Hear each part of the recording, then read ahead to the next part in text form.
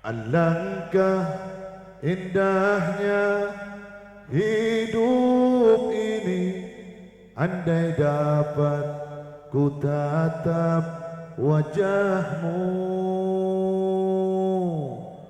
kan pasti mengalir air mataku karena pancaran ketenanganmu. Alangkah indahnya hidup ini, andai dapat ku kecup tanganmu. Semoga mengalir keberkahan dalam diriku untuk mengikut jejak langkahmu. Ya Rasulullah,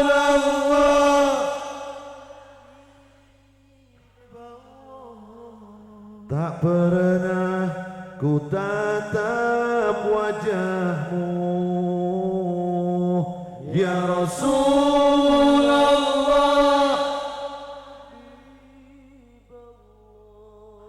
kami rindu padamu.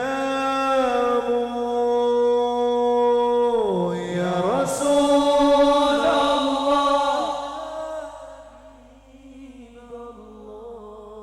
terimalah kami sebagai umatmu.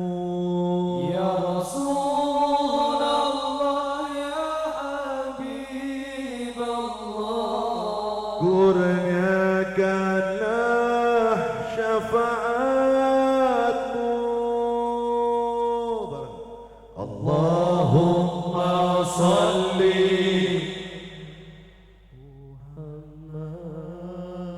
ya Rabbi salli alaihi wasallim.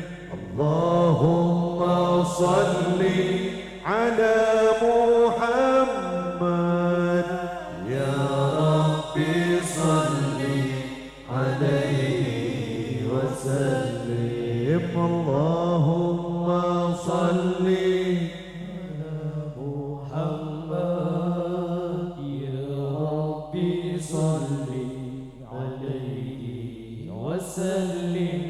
Allahumma salli ala Muhammad ya Rabbi salli alaihi wasallim. Ini kayaknya yang di depan panggung sudah mulai lemes. Entah itu ngantuk atau lapar, saya nggak tahu. Atau haus, nggak tahu. Iya, udah mulai ngantuk? Belum ngantuk belum? Kalau lapar sudah. Al-jujur minal iman ya. Jujur aja, kalau lapar bilang lapar. Supaya tambah semangat ini, saya lempar buah-buahan biar hausnya hilang dikit ya. Nih, bil barokah. Tuh. Ah. Sini. Mana? Situ. Nih. Saya kasih lagi, biar semangat ya. Habis makan buah-buahan, suaranya yang keras lagi. Nih. Mana? Ayo. Nih.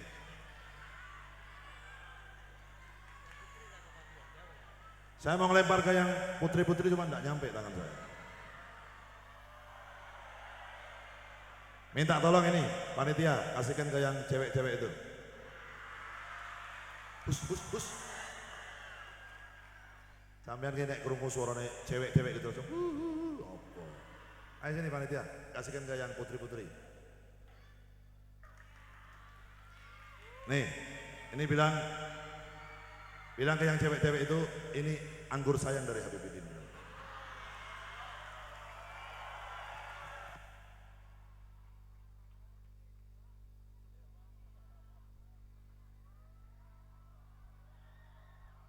Yang laki juga nih, yang laki-laki dapat anggur sayang juga. Sayang sholawat, nih. Nah, ini. Saya mau ngelempar ke yang putri-putri cuma enggak nyampe tangan saya. Minta tolong ini, panitia, kasihkan ke yang cewek-cewek itu. Bus. Sampean kene krungu suarane cewek-cewek itu langsung. Ayo sini panitia, kasihkan ke yang putri-putri. Nih, ini bilang ke yang cewek-cewek itu, ini anggur sayang dari Habibuddin. Yang laki juga nih, yang laki-laki dapat anggur sayang juga. Sayang sholawat, nih. Saya bagi dulu, biar semangat. Nih. Nih. Saya tahu dari tadi di bawah tuh udah ada minuman, nggak ada makanan gitu. Jadi saya kasih tuh. Nah. Seng buri kita komandan seng buri. Nih yang belakang, yang belakang.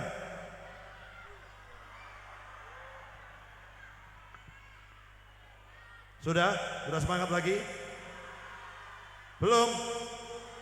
Suka bungkusan, suka bungkusan.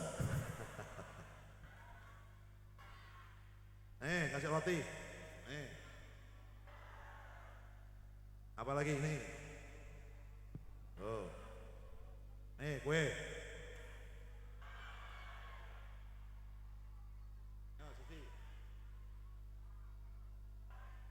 Sudah ya? Semangat lagi ya? Hah? Sudah? Oke. Shallallahu ala Nabi Muhammad. Alangkah indahnya hidup ini, andai dapat ku tatap wajahmu, kan pasti mengalir air mataku karena pancaran ketenanganmu. Alangkah indahnya hidup ini, andai dapat ku kecup tanganmu, semoga mengalir keberkahan dalam diriku untuk mengikut jejak langkahmu. Ya Rasulullah, ya Rasulullah,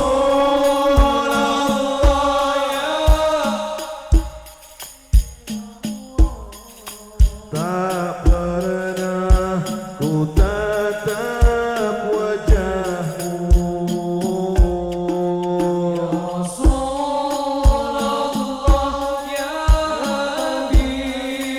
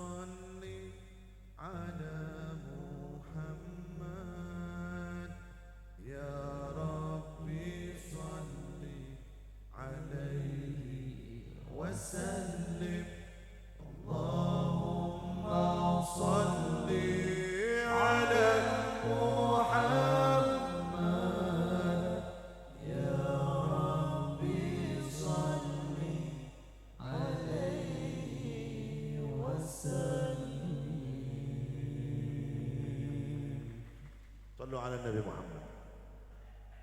Bagaimana panitia kabar tentang Habib Lutfi? Bisa hadir atau tidak? Panitia yang bertanggung jawab siapa? Saya belum dapat kabar soalnya.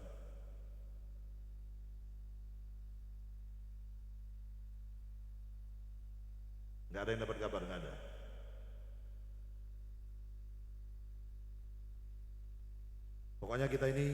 Pokoknya kita setia aja. Seandainya nanti Habib Lutfi nggak bisa hadir, kita yakin bahwa doa beliau sudah nyampe di sini. Seandainya Habib Lutfi bisa hadir, alhamdulillah. Berarti kita mendapatkan siraman rohani, dapat nasihat dari beliau sekaligus berkah doa dari beliau. Seandainya nggak hadir, kita yakin kita sudah dapat doanya beliau, insyaallah. Dan semoga kita menjadi murid beliau di dunia sampai di akhirat kelak. Cuman saya ingin dapat kabarnya. Mana kabarnya? Saya sendiri belum dapat kabar. Karena saya berangkatnya nggak dari Pekalongan. Saya kemarin berangkat dari Pekalongan, Habib Lutfi masih di Jakarta. Saya acara di Pati, Jawa Tengah. Dari Pati, Jawa Tengah saya ke Surabaya, subuh nyampe Surabaya istirahat, terus ke Betek, Pamekasan. Jadi saya nggak tahu kabarnya. Walaupun saya tinggal satu rumah sama beliau, jadi nggak tahu kabar saya. Kasihan. Mana panitia? Masih di Ampel. Luar biasa. Berarti ini kalau Habib Lutfi tidak datang, saya sholawatan terus ini. Sampai jebol suaranya.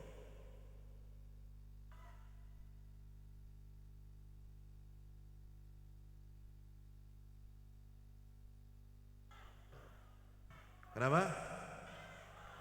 Terus.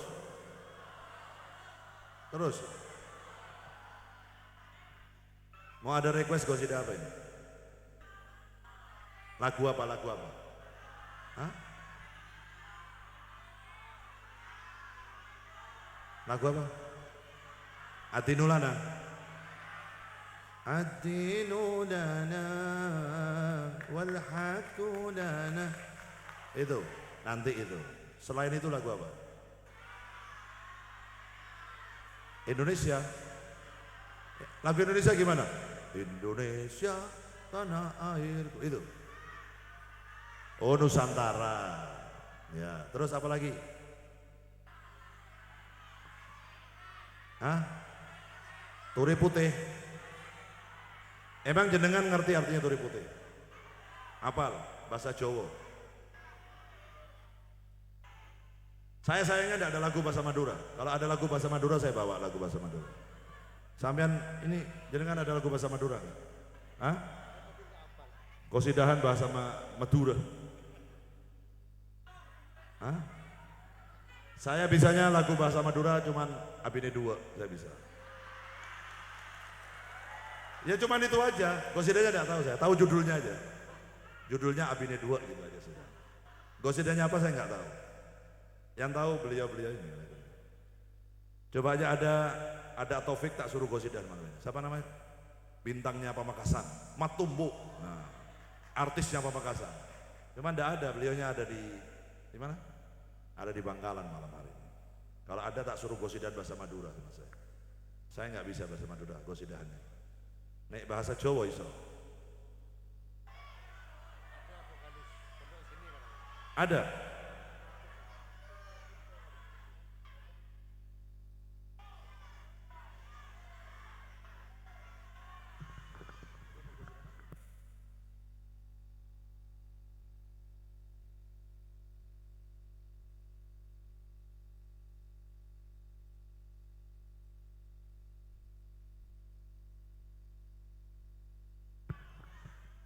Bawa qosidah turi putih ya. Tapi syaratnya semua ikut bersuara, goyang tangannya nggak apa-apa. Yang penting badannya jangan goyang. Ya? Karena yang di atas panggung ini bukan Inul Daratista. Yang di atas panggung ini Zainal Abidin Assegaf, bukan Inul. Jadi jangan goyangnya begini aja. Turi putih, iki aja ngene-ngene. Shallallahu alaihi Nabi Muhammad. Turi putih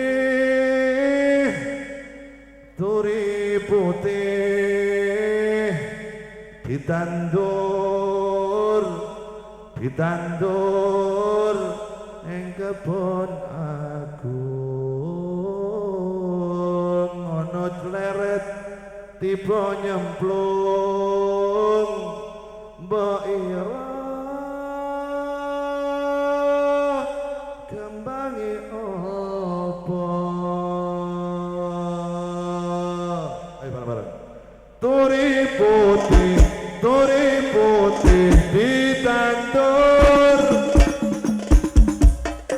ana cleret tiba nyemplung mbok ira kembangi apa turi putih ditandur ana cleret tiba nyemplung mbok ira kembangi apa mbok ira kembangi apa salatullah ala taha rasulillah salamullah ala yasin habibillah salatullah salamullah ala taha rasulillah salatullah salamullah ala yasin habibillah ala yasin habibillah wetan kali ulon kali wetan kali kulon kali tengah-tengah tanduran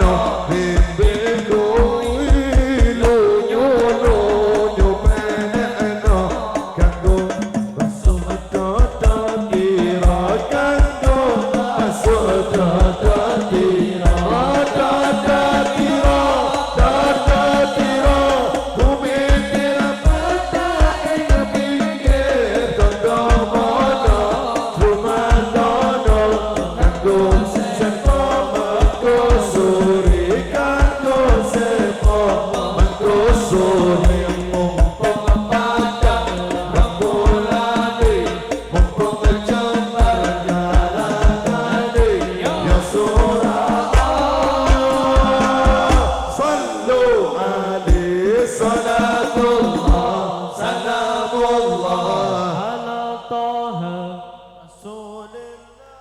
salatullah salamullah ala yasin habibillah ala yasin habibillah tawassalna bismillah wa bil hadi rasulillah wa kulli mujahidin lillah bi ahlil badri ya Allah bi ahlil badri ya Allah ilahi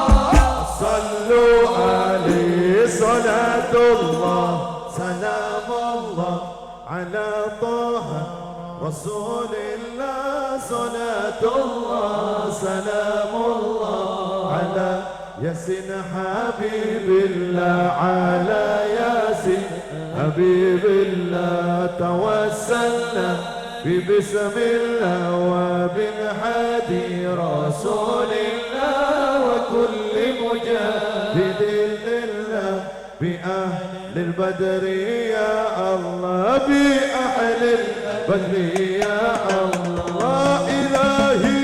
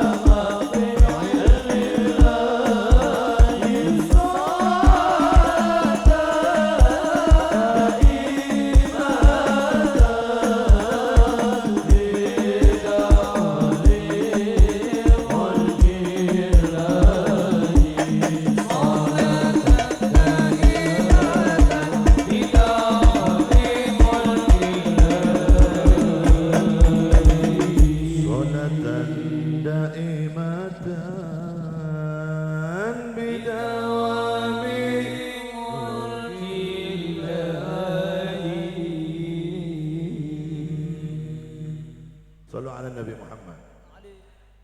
Para hadirin dan hadirat rahimakumullah,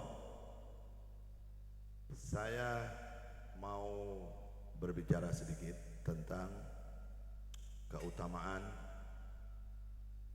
kita semua untuk selalu membaca, berkumpul seperti malam hari ini, mendengarkan dan membaca sejarah hidupnya Nabi Muhammad SAW. Sejarah hidupnya manusia yang paling mulia, yang paling sempurna yang diciptakan oleh Allah, Rasulullah SAW. Banyak kitab maulid atau banyak kitab yang menceritakan tentang kelahiran Nabi Muhammad sudah dikarang oleh para ulama-ulama, oleh para wali-wali Allah. Di antaranya malam hari ini yang kita baca adalah kitab maulid yang berjudul Simtud Durar. Kitab maulid Simtud Durar itu dibandingkan kitab-kitab maulid yang lain seperti kitab maulid Ad-Dibai, kitab maulid Al-Barzanji, kitab maulid Burdah, tergolong kitab maulid Simtud Durar ini baru saja masuk ke Indonesia, baru beberapa tahun. Bahkan usianya kitab maulid Simtud Durar itu baru 100 tahun sekian, 100 tahun lebih kan, dibanding kitab Al-Barzanji yang sudah usianya beratus-ratus tahun, maulid Burdah juga. Tapi perlu kita ketahui, kalau ada orang bertanya lebih afdol kitab maulid yang mana, Beb, kalau boleh saya tahu, kira-kira dari kitab maulid Simtud Durar, maulid Diba, maulid Barzanji, maulid Burdah, maulid Saraful Anam, dan yang lain-lain, dari semua kitab maulid itu yang paling mulia yang mana? Jawabannya adalah paling mulia semuanya. Kenapa paling mulia semuanya? Karena semua kitab maulid itu menceritakan satu manusia, yaitu Nabi Muhammad SAW. Maulid Diba, maulid Simtud Durar, maulid Al-Barzanji, Burdah, semuanya menceritakan satu orang yang bernama Muhammad bin Abdullah SAW. Jadi kalau ditanya mulia mana, Bib? Mulia semua. Termulia yang mana? Termulia semuanya. Karena menceritakan satu orang yang termulia di sisi Allah Subhanahu wa taala, yaitu Rasulullah SAW. Lalu apa gunanya kita baca maulid? Lalu faedahnya kita baca maulid Simtud Durar, terus acara diadakan seperti halnya malam hari ini, dihabiskan dana besar, dihabiskan waktu yang banyak, dihabiskan tenaga yang banyak, dibikin acara semegah ini, tujuannya apa? Kan nabinya udah meninggal 1400 tahun yang lalu lebih sudah. Nabi Muhammad sudah meninggal, dimakamkan di kota Madinah, kira-kira usianya sudah 1400 tahun yang lalu, bahkan lebih sudah. Terus gunanya malam hari ini apa? Kan manusianya udah meninggal, kan manusianya udah dimakamkan, gunanya apa? Gunanya diantaranya begini. Kalau manusia yang hidup di zaman Nabi, manusia yang hidup satu zaman dengan Nabi Muhammad, yang diceritakan adalah para sahabat-sahabat Nabi, di antaranya Khulafaur Rasyidin yang hidup bersama Nabi, enak hidupnya.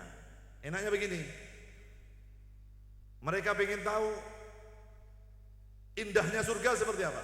Datang ke Nabi, datang ke rumah Nabi, duduk di depan Nabi, dijamu sama Nabi, terus tanya sama Nabi, ya Rasulullah, kamu kan pernah Mi'raj, Anda kan pernah diundang oleh Allah naik ke Sidratil Muntaha, jalan-jalan ke dalam surganya Allah, melihat penduduk surga, melihat indahnya surga. Coba ceritakan kepada saya, sebagian indahnya surga seperti apa? Sahabat kalau tanya gitu sama Nabi, dijawab sama Nabi, oh waktu saya ke surga, surga itu begini, indahnya seperti ini, isinya surga seperti ini. Langsung dengar dari sumbernya. Maka sahabat di zaman Nabi itu, dia semua imannya kuat-kuat semua. Orang yang hidup di zaman Nabi, imannya hebat semua. Mereka siap mati demi Rasulullah, mereka siap mati demi Allah, mereka siap mati demi agamanya Allah Subhanahu wa taala. Kenapa? Dapat langsung dari sumbernya, Rasulullah SAW. Lalu mereka bertanya, ya Rasulullah, kamu kan pernah diajak jalan-jalan sama malaikat, ditunjukkan dahsyatnya api neraka, siksanya Allah seperti apa? Bagaimana sih siksanya neraka? Rasulullah bertanya, menceritakan, oh di neraka itu ada siksa yang model begini, karena berbuat seperti ini di dunia. Kalau berbuat seperti ini, siksanya seperti ini. Berbuat seperti ini. Anda menyaksikan langsung ya Rasulullah, saya melihat langsung. Maka umat itu di zaman Nabi langsung bertambah keimanannya kepada Allah dan rasa takutnya kepada Allah luar biasa. Kenapa? Dapat langsung dari sumbernya Rasulullah SAW. Lalu pertanyaannya begini, lah kita ini hidup 1400 tahun setelah meninggalnya Nabi Muhammad, supaya bertambah iman kita kepada Allah, supaya bertambah rasa takut kita kepada Allah, supaya bertambah semangat kita beribadah kepada Allah, bagaimana caranya? Sedangkan kita hidup di zaman fitnah merajalela, sedangkan kita hidup di zaman banyak orang saling mencaci maki, kita hidup di zaman banyak orang menghina orang lain, menjelekkan orang lain, menjatuhkan orang lain. Bagaimana caranya supaya kita tidak terjerumus di dalam jalan yang tidak diridhoi oleh Allah Subhanahu wa taala? Maka jawabannya di antaranya, sebentar nih ada yang datang. Siapa? Oh, presidennya Taufik datang. Bentar.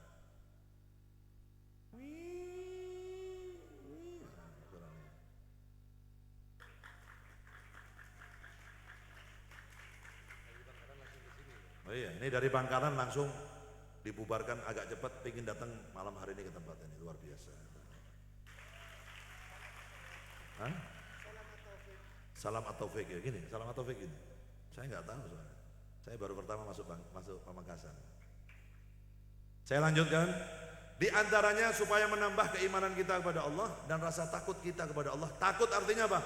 Takut meninggalkan perintahnya Allah Subhanahu wa taala. Di antaranya dikatakan oleh para ulama, dzikrus sholihin tanzilur rahmah. Membaca riwayat orang-orang soleh itu ada salah satu sebab diturunkannya rahmatnya Allah Subhanahu wa taala. Dan dikatakan lagi oleh ulama, manaqibus sholihin jundun min junudillah. Membaca manakib atau riwayat hidupnya orang-orang yang soleh, orang-orang yang dekat kepada Allah, itu sama halnya menjadi tentara-tentaranya Allah di muka bumi ini. Artinya apa? Melindungi umat ini, menjaga umat ini supaya tidak terjerumus ke dalam kemaksiatan yang dilarang oleh Allah Subhanahu wa taala. Apalagi malam hari ini yang kita baca bukan riwayatnya orang soleh saja, bukan riwayatnya orang alim saja, tapi yang kita baca malam hari ini riwayat kekasihnya Allah Subhanahu wa taala. Manusia yang paling dicintai oleh Allah Subhanahu wa taala, yaitu baginda Rasulullah sallallahu alaihi wasallam. Dengan sering kita membaca riwayatnya Nabi Muhammad, sering kita meniru akhlaknya Nabi Muhammad, sering kita diceritakan tentang orang yang kita cintai, maka semakin lama kita cenderung akan meniru gaya dan caranya orang yang kita cintai, yaitu Rasulullah sallallahu alaihi wasallam. Paham ya? Ini paham bahasa Indonesia semua? Sekolah semua toh? Ya, bagus lah, sama dengan saya berarti. Saya sebenarnya bisa ngomong bahasa Madura loh. Sebenarnya saya bisa ngomong bahasa Madura karena saya itu aslinya kelahiran Jawa Timur. Saya kelahiran Probolinggo, cuman karena sudah 20 tahun lebih saya meninggalkan Jawa Timur. Jadi kalau ngomong bahasa Madura itu saya takut salah. Al-salahu minal salahi. Nanti jadinya bisa sal-salan, yalsilu sal-salan. Bisa sal-salan bahasa Madura saya. Karena saya bisa bahasa Madura yang kasar-kasar, yang halus-halus saya nggak bisa. Jadi malam hari ini kita baca riwayatnya Nabi Muhammad supaya menambah kecintaan kita kepada Nabi dan supaya bisa meniru akhlak-akhlaknya Nabi Muhammad sallallahu alaihi wasallam. Oleh karenanya panjenengan semua ini yang mengatakan para pecinta sholawat, mau namanya sahabat At-Taufik, mau namanya Zahir Mania, mau namanya Sekhar Mania, nah ini orangnya. Selamat datang presidennya At-Taufik. Terus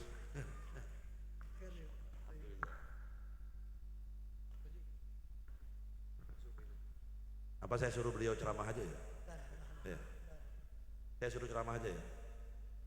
Hei, saya suruh ceramah ya?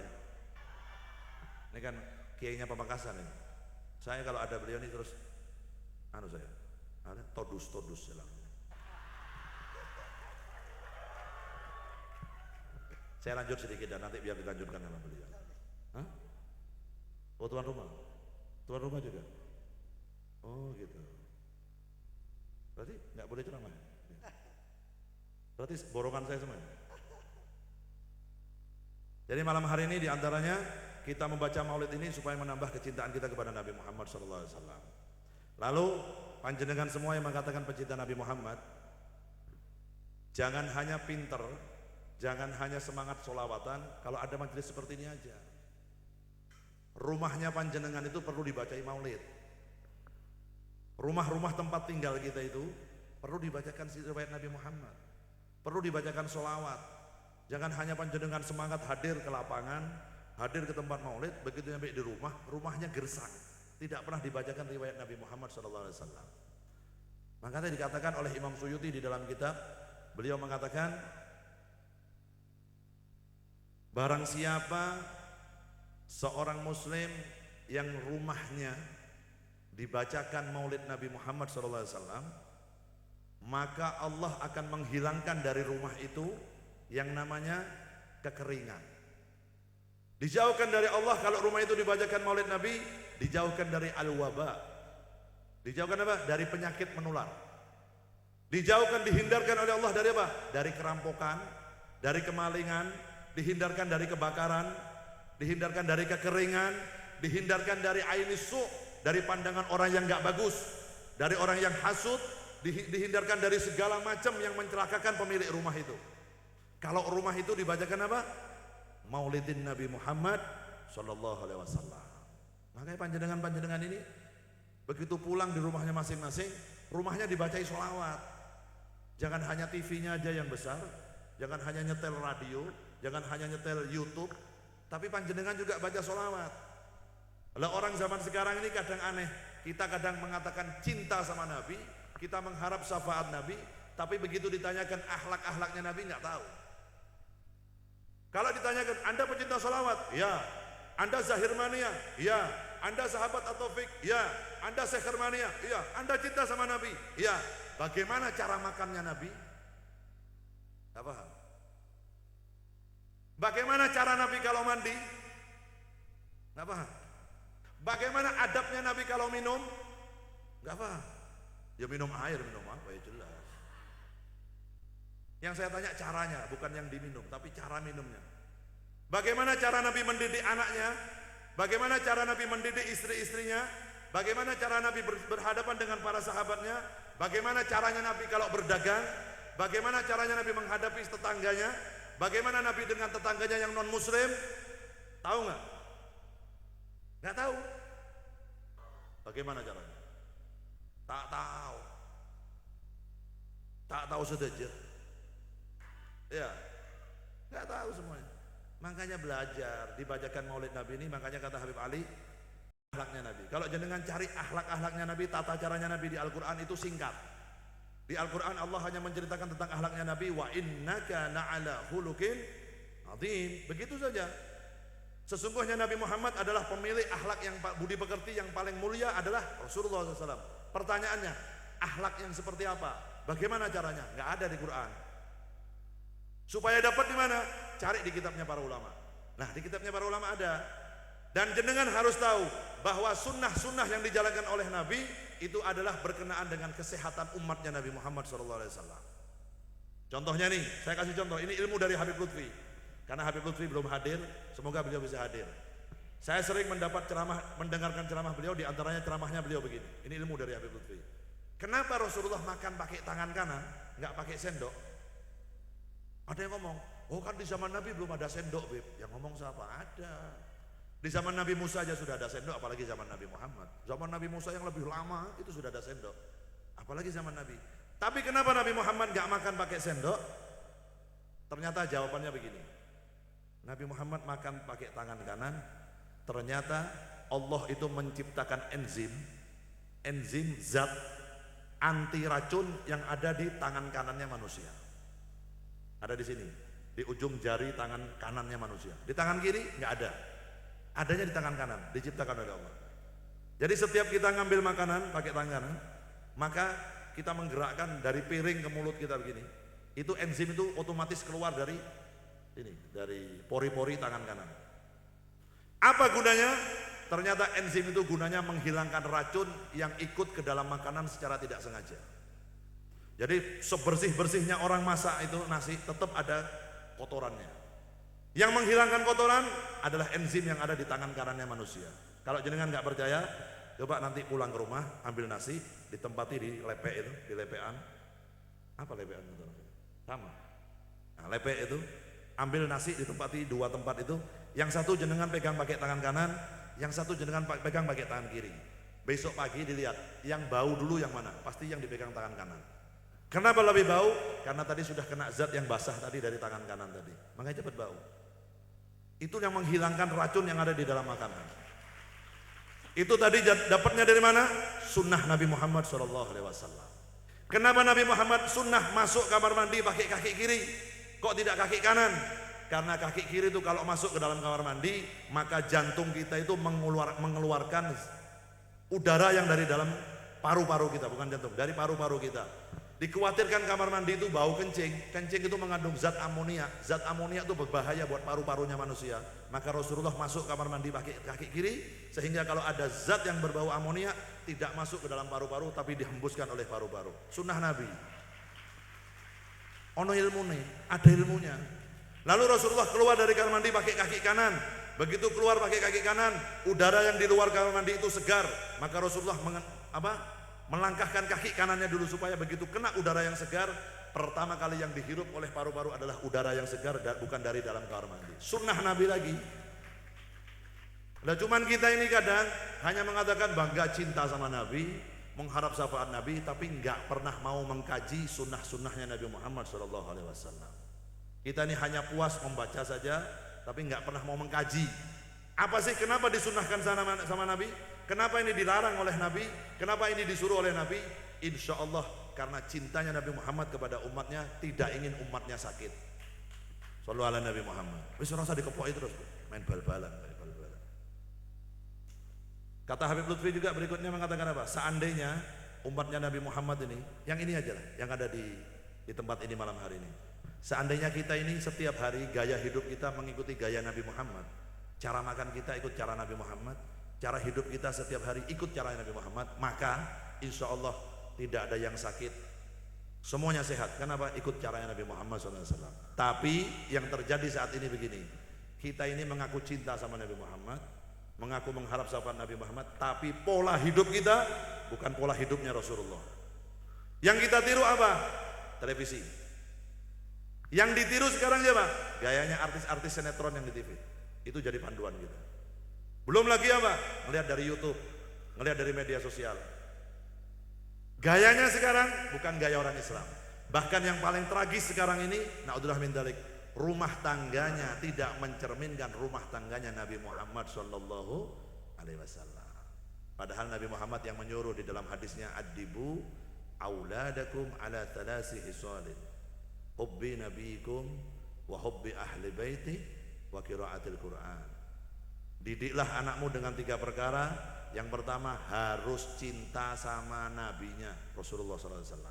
Harus, nggak bisa ditawar. Didik keluarga kita, anak kita, istri kita, keluarga kita, sepupu kita, ponakan kita, semuanya diajak untuk fanatik cinta sama Nabi Muhammad SAW. Kalau ingin selamat, kalau ingin selamat hidupnya dunia dan akhirat, harus mencintai Nabi Muhammad.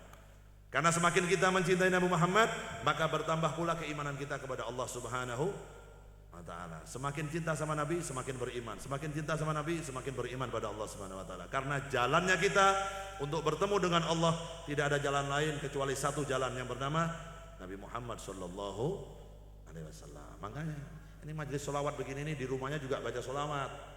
Jangan hanya sergap sholawatan, semangat sholawatan kalau ada di majelis begini aja. Di rumahnya yang diberi bukti apa? Facebook. Di rumahnya dihabiskan waktunya main PlayStation.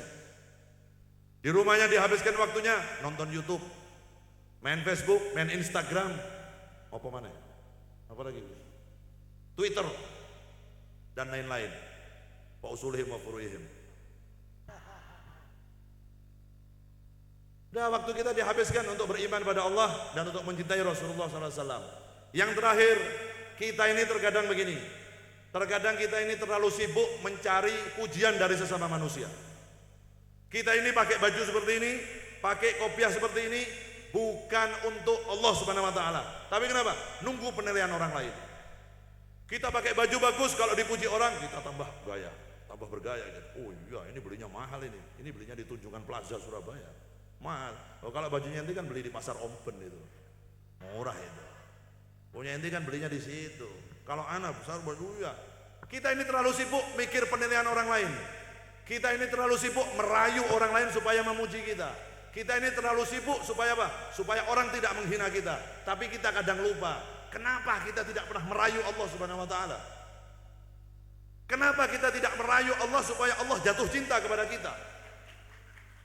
Kenapa kita tidak merayu Allah supaya Allah itu memuji kita? Kenapa? Kalau Allah yang muji kita, otomatis semua makhluknya Allah akan memuji kita. Kalau Allah mencintai kita, otomatis semua makhluknya Allah akan mencintai kita. Tapi kalau Allah benci terhadap kita, Allah nggak suka sama kita, otomatis semua pujian manusia nggak ada apa-apanya di hadapan Allah Subhanahu wa taala. Jadi sibukkan waktu kita, sibukkan hari-hari kita untuk merayu Allah. Rayu aja Allah tiap hari. Karena saya yakin semuanya ini pingin kaya raya hidup di dunia, iya enggak? Saya yakin semua yang hadir ini pingin punya rumah yang bagus, pingin punya mobil yang bagus, yang laki-laki pingin punya istri yang cantik, iya enggak? Yang cewek-cewek itu pingin suami yang soleh, yang gandeng-gandeng, betul enggak? Caranya gampang, rayu yang menciptakan makhluk ini, siapa? Allah Subhanahu wa taala. Kalau Allah meridhoi kita, Allah mencintai kita, apapun yang kita inginkan dikabulkan oleh Allah Subhanahu. Tapi ini kadang ini kita lupa, kita ini tiap hari hanya merayu manusia. Kita ini sibuk pakai baju bagus, foto, bikin status di WhatsApp. Tujuannya apa? Supaya orang ngomong, wah kamu cantik ya, wah kamu tampan ya, wah kamu ganteng ya, kamu hebat ya. Itu aja tujuannya. Kita bikin status dia apa? Kita upload foto di Instagram lagi, itu banyak supaya di like sama orang, supaya ngasih love tuh semakin banyak. Tapi kadang kita lupa, kenapa kita nggak ngerayu Allah saja? Rayu Allah dengan apa? Dengan sholat tahajud kita, dengan budi pekerti yang baik, sholat di masjid 5 waktu kalau bisa, berbuat baik kepada orang lain, birrul walidain kepada apa? Berbakti kepada kedua orang tua, sholawat yang banyak, zikir yang banyak, istighfar yang banyak. Jangan sibuk dengan penilaian orang. Kalau Allah cinta sama kita, Allah memuji kita, kita akan terlihat bagus di hadapan makhluk-makhluknya Allah Subhanahu wa ta'ala. Karena manusia itu gampang berubah-ubah. Kita ini berbuat 99 kali kebaikan, kita ini berbuat 99 kali yang baik, tapi 1 kali kita berbuat yang jelek, yang dinilai oleh orang adalah yang 1 kali, yang 99 kali dilupakan oleh manusia. Allah kebalikannya, 99 kali Anda berbuat jelek, 99 kali Anda lupa terhadap Allah, sekali Anda langsung tobat, ingat sama Allah, yang diingat sama Allah yang sekali, yang 99 dilupakan oleh Allah Subhanahu wa taala. Shallu ala Nabi Muhammad. Nah gitu aja, jangan sibuk. Kita ini jangan terlalu sibuk ngurusi penilaian orang, jangan sibuk untuk mendapat pujian dari orang. Tiap hari rayu Allah, tiap hari bagaimana caranya Allah cinta sama kita, Allah muji kita, dan kita diridhoi oleh Allah Subhanahu wa taala. Sekian, terima kasih dari saya. Iklan dulu, iklan jalan dulu. Di kitab Maulid ini komplit.